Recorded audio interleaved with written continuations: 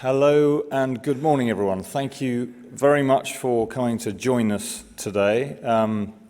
Very grand surroundings, thanks to the IOD and some of my team who've managed to get us a few rooms here for an important session today. Probably the lightest of notes to begin with are the practicalities. So we're not expecting a fire drill, so if you hear a fire alarm, it's real. In this room, straight out of the middle doors and follow the signs to the exit. Number 2 point of order to make is you've all got one of these badges. Please do wear them when you go to the breakout sessions. There are other events going on in the building. If you don't wear a badge, you'll be accosted and possibly asked to leave. So keep it on if you could. So we're delighted to host you here today, and I just quickly wanted to give a small introduction. We had hoped we might have a minister here to introduce today's session, not least because it is funded by the government, but they're all busy. That's probably a good thing.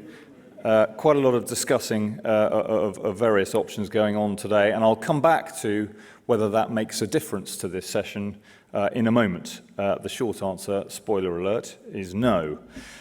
So quickly, I'll just in this session, a few minutes from me, about 10 minutes or so now, I just want to introduce the agenda, sort of set the scene a little bit. But I'm going to start by just saying who we are. The Wine and Spirit Trade Association. This event is open to kind of members and non-members alike. We're very happy to see you all here. If you're not members and want to know more about the WSTA, please do approach me or one of the team. We are the largest alcoholic drinks trade association in the UK, over 300 members.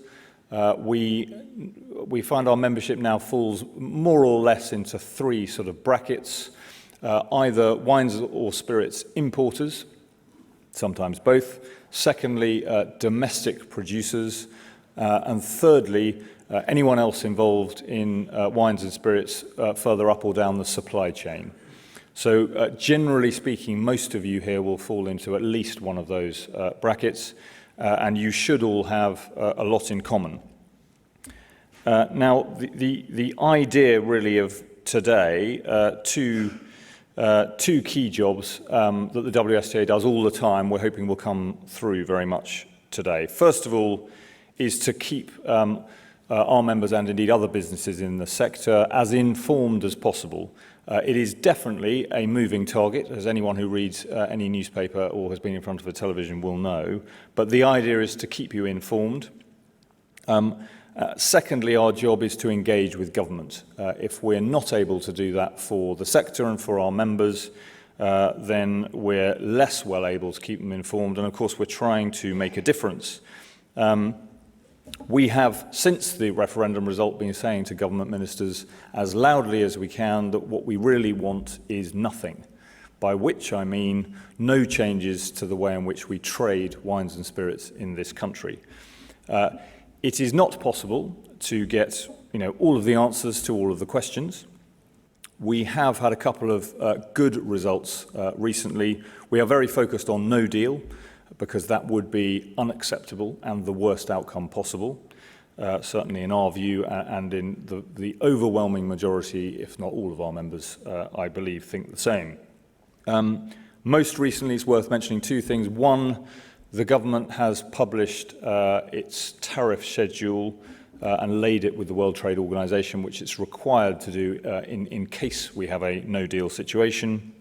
We are delighted that, as the May government did before, tariffs will be 0 for wines and spirits products, and therefore, we're at least not going to be immediately worse off.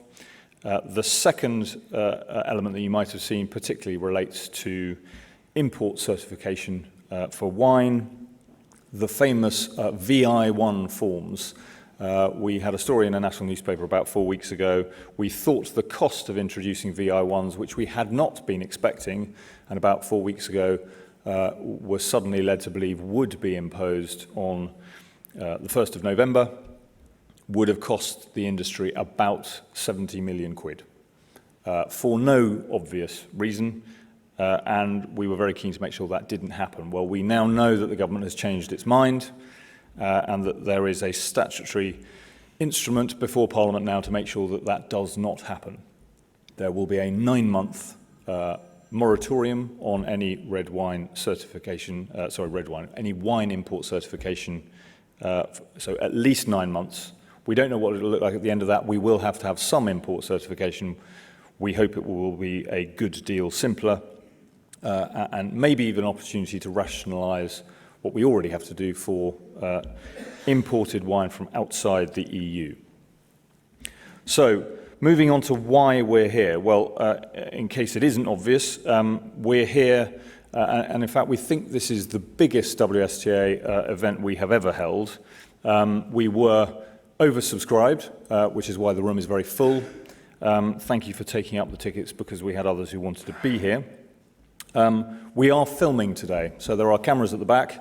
Mind your P's and Q's, but the idea of that is to make sure that it's available. So if you miss something, if you don't manage to get a question in, we'll be able to pick that up afterwards, but you are able to watch some of this back, and of course those who were not able to make it today or didn't get one of the lucky golden tickets, they'll be able to see it later. So we do have to thank government for funding today. There is something, I'll admit, somewhat strange about receiving, I think, more money in one go than we've ever received from government to support something we're doing, and we're very much supporting something that this government says it would be prepared to see happen. We're saying we definitely do not want to see no deal, but we are looking to prepare your businesses for no deal in case it happens. And I should say that is still relevant. Yes, we have seen the Prime Minister in the last 24 hours get a deal with his European counterparts in Brussels. He now has to get it through the House of Commons in a special sitting on Saturday morning. Just a reminder, we don't know where that's going to go. The legal default remains that we'll be leaving the EU in just 13 days. Of course, we do have things like the Ben Act that might stop that if the Boris Johnson deal does not pass on Saturday. To be honest, all of that is conjecture, speculation. Every political prediction I have made in the last 3 years has been wrong, so don't listen to what I say. What I would say is if you are prepared for no deal, or as prepared as you can be, then you are in a very good place to deal with anything short of no deal, which is why that remains the focus of today.